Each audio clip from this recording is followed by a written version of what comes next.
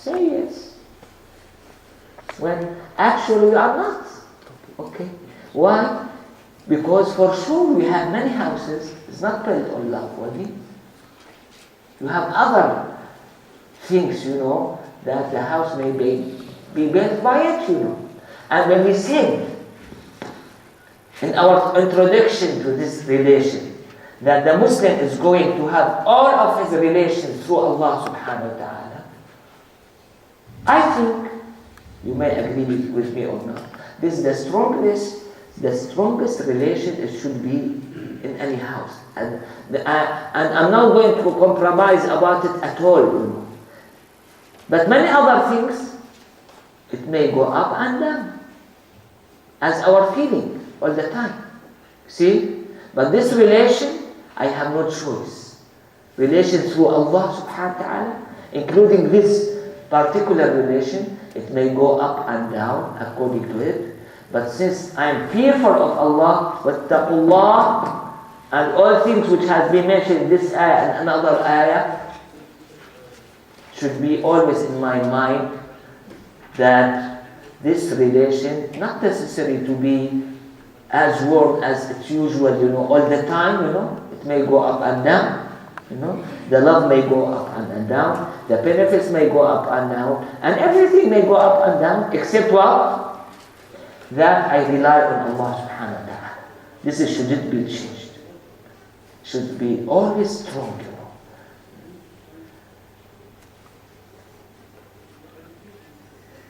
That's why the Prophet ﷺ here, he said, أَوْفَاهُمَا وَأَبْرَهُمَا.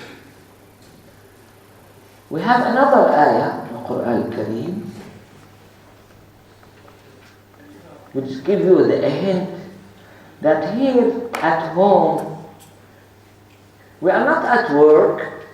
And at work, when your boss is going to see some deficit in your performance,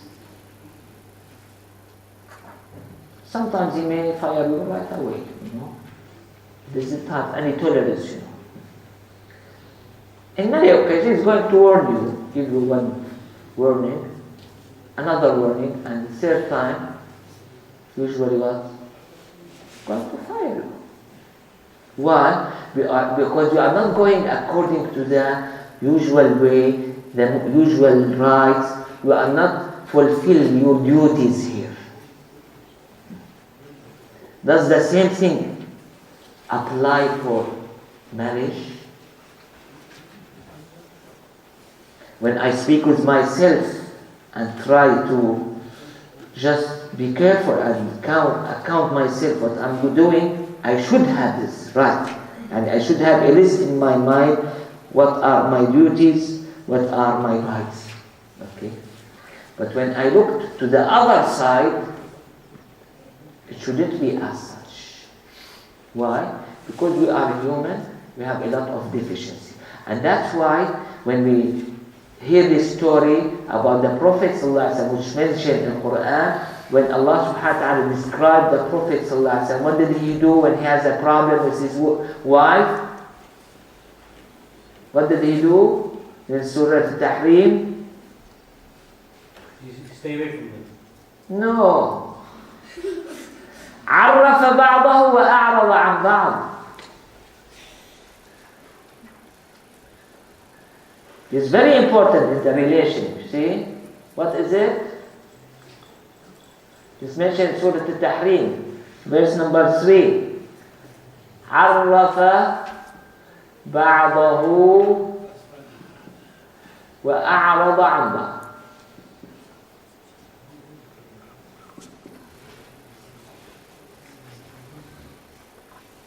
What does this mean?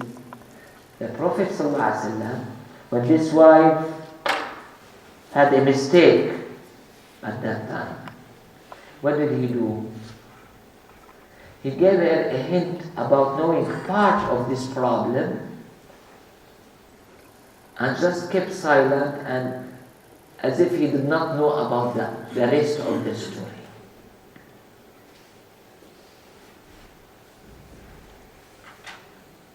Did I explain it or translate it well? And he told her about part of this story, and pretend as if he did not know about the rest of it. أعرض عنها.